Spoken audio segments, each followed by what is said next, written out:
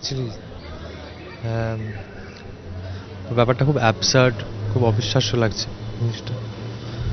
আর আমি ঠিক জানি না মানে how to react to this entire situation. আমি একদমই জানি না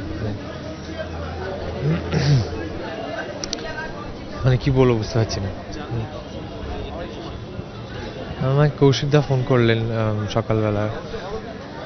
ওনার ডাবিং ছিল, তো কৌশিকদা ফোন করে বললেন যে আমি ডাবিংটা আজকে হচ্ছে না, এমন একটা জিনিসের জন্য সেটা তুই ভাবতে পারবি না। কি ঋতুদা আর নেই, ক্ষতি লাভের জানি না, ক্ষতি লাভ আমি ওটা মাথাতেও আসছে না এখন। আমার শুধু এটুকু মাথা মনে হচ্ছে যে প্রত্যেকটা ইয়াং জেনারেশনের কাছে একজন মহিরুহ লাগে, যাকে দেখে যাকে অনুসরণ কিংবা যার দ্বারা অনুপ্রাণিত হয়ে এগোতে হয় আমাদের আর কি।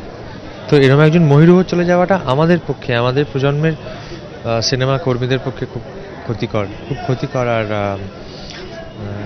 আর সবথেকে বড় কথা যে আজকাল তো পড়াশোনা করা একটা মানে যার যিনি বইপত্র নিয়ে থাকতে ভালোবাসেন এরকম মানুষের খুব অভাব হয়ে গেছে এখন। তো খুব হাতে গোনা কয়েকজন আছেন আমাদের মধ্যে, তাদের মধ্যে একজন চলে গেলেন। দ্যাট ইজ ভেরি আনফর্চুনেট আর কি। আজকাল পড়াশোনা কেউ করে না। ইনি একজন এমন মানুষ ছিলেন যিনি, তার সঙ্গে ঘন্টার পর ঘন্টা কথা বলা যেত, জানা যেত, বসে শেখা যেত।